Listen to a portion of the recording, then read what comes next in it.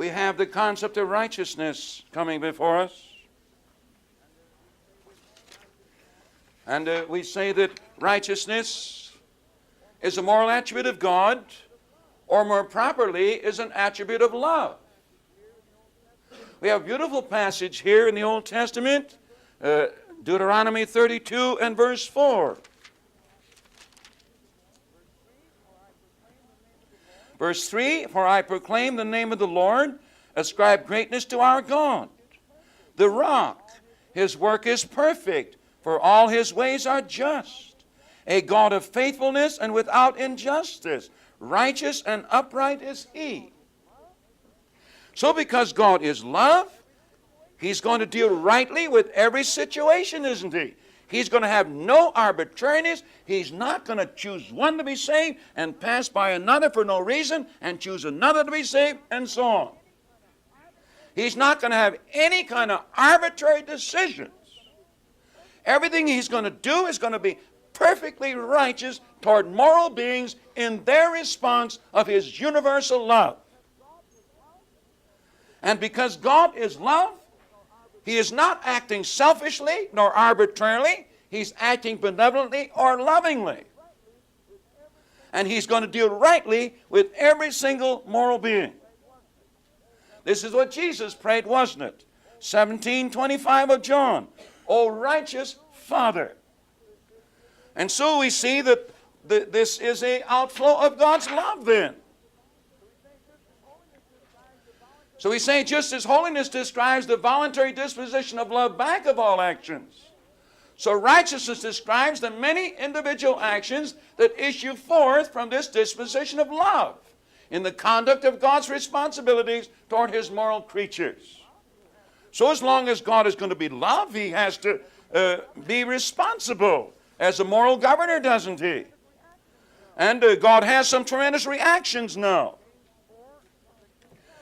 James 4, 6 and 7 describes some of these reactions, and also similarly 1 Peter 5, 5 and 6. And James tells us the reactions of God. God is opposed to the proud, but gives grace to the humble. God sets himself up against all falseness. And so because God is loving, he is sensitive. He opposes all hypocrisy, all falseness. He can't counteract anything that is false and not true. And we know that justice is not executed in this world. So God has the problem of dealing rightly with moral beings. And so because God is love, he is obligated to deal rightly and his responsibility. And thus there's going to be a judgment. So you read such a solemn passage as Hebrews 9:27. Inasmuch as it is appointed unto men to die once, and after this comes judgment.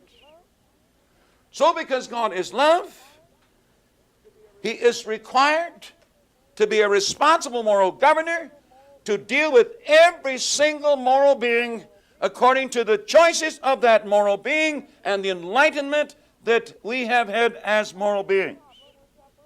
Now God has a problem with separation here. What is God going to do with the great mass of people who don't want to become intelligent, who don't want to recognize what is true? He can't bring them to heaven. This would completely disturb the atmosphere of heaven, because heaven's a place of those who've settled the argument, have thought through their situation, who agree that God is supreme, who agree that they're way down in humility, who agree with the valuation of ourselves compared to each other. So heaven is a place of intelligence. If God is going to bring rebellious people, moral beings who haven't been broken down before his truth, into heaven, then this will disturb the whole thing. Then he'd have to have another heaven for those who wanted to obey him. Now, because heaven's a place where people want to open their eyes and see what is true and live a happy, disciplined life, because the happiness of life is self-discipline. The great pleasure of life is to feel the power of the will, isn't it? That all these things that are drawing us all kinds of, we don't have to do it. And this is the great pleasure of discipline. And this is God's great pleasure of conscience too. Feeling His power and His capacity and realizing He chooses to live in a certain way. Heaven's a place where people perceive their abilities and they choose to live according to what's intelligence. Oh, serenity. What's God going to do with the great mass of people who don't want to be intelligent? He's made a place, my friends, as I see it, which is more comfortable than heaven would be. It is like jumping from the frying pan into the fire. And hell is a kind of frying pan, and heaven would be a fire. Because if people are going to get into the serenity of God's holiness, who haven't humbled themselves before Jesus and been purified in their conscience and their heart, it would be agonizing torment. So God has a problem. So because God is love, He is responsible. Because He's responsible, He can't cover up the happiness of heaven by the great mass of individuals who don't want to think through things. So when Satan and a great mass of angels sinned, hell had to be created. And incidentally, it is an argument against absolute foreknowledge that Jesus said that hell was not made for man. It was made for the devil and his angels. And it might, of course, be that when hell was made, God couldn't conceive that man would ever enter into this kind of an activity and follow Satan's principles of supreme selfishness. And so God has a problem.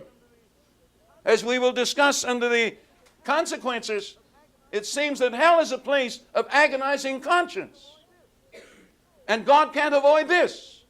Because as soon as selfishness is exposed, it's agony, isn't it? And so because God is love, He's righteous, He's responsible. And because He's responsible, He has to do something with moral beings who don't want to awaken to intelligence. And so here we have the dreadful necessity of God. I talked with a very highly educated lawyer at one time, a liberal in theology. I was interceding for another person. And of course this person didn't believe in hell. I asked him in the process of our quiet conversation whether they were able to solve all the problems that they're dealing with. No, he had to admit that. And after we had reasoned a while, he said, well, maybe God has some problems too that He can't solve. And what's He going to do with moral beings who don't want to awaken and become intelligent? So we see, because God is love, all these activities of God result. And you know the different sorrowful descriptions that dear Jesus, who said more about this awful punishment than anyone else, and we can be sure the tears were there when He would say this, and He might have looked down as He said this.